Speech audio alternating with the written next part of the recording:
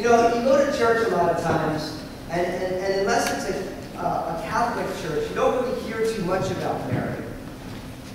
And I think the reason that is because the teachings of the Catholic Church, especially as it began to evolve in like about the 5th century, Mary started to take on a very strong place of prominence. I grew up, my last name is Fusco, and I'm from the East Coast, so Roman Catholicism is the norm for Italians in the Northeast. And I grew up hearing things like Mary, the mother of Jesus, being called the Queen of the world and the Queen of heaven. And in church there was all these Madonna and child statues. And really what that is that in Catholicism, as it evolved, they started to discuss the fact that Mary, being the mother of Jesus, then obviously she must be extra, extra special. Because, she's the mother of God.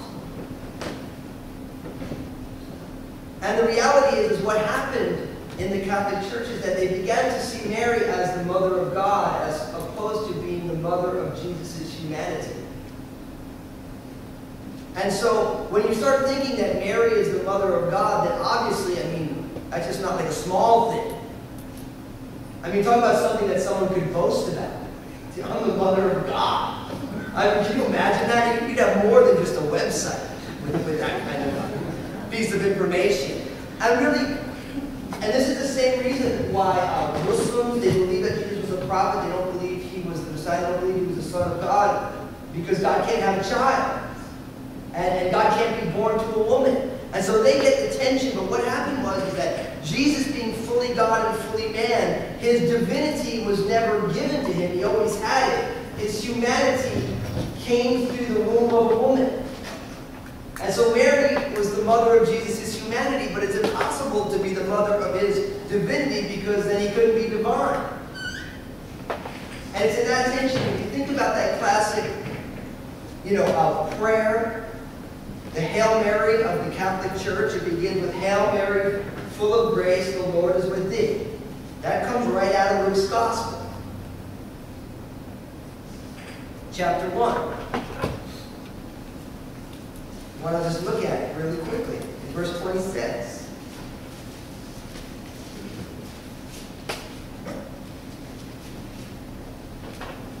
It says, now, this is Luke 1, verse 26. Now in the 6th month, the angel Gabriel was sent by God to the city of Galilee, named Nazareth, to a virgin betrothed to a man whose name was Joseph, of the house of David. The virgin's name was Mary. And having come in, the angel said to her, Rejoice, highly favored one, the Lord is with you. Blessed are you among women. Now, in the King James, that word rejoice is the word hail. Highly favored one. That comes from the Greek word for grace. Full of grace. Highly favored. The highly graced one. So right there, Hail Mary, full of grace, the Lord is with you. Blessed are you among women. It's just a quote. Right on. That's who Mary is. But then the second stanza is where things get crazy, because they said, Hail Mary, Mother of God, pray for us sinners now and at the hour of our, departure. Now, Hail Mary, Mother of God. See that? You can't find that in the Bible. Mary is never called Mother of God. She was never asked to pray for us sinners, now or at any time.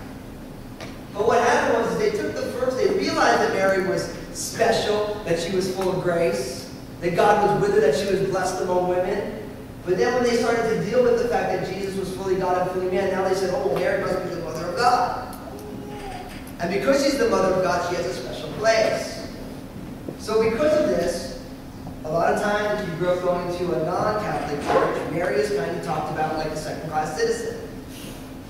Because one group in Christianity has taken Mary and elevated her, well, let's just make sure we never talk about her. If we talk about her, we talk about how lousy she was, which, again, is non-biblical. Anytime you base your theology on a reaction to somebody's excess, you're going to have more aberrant theology.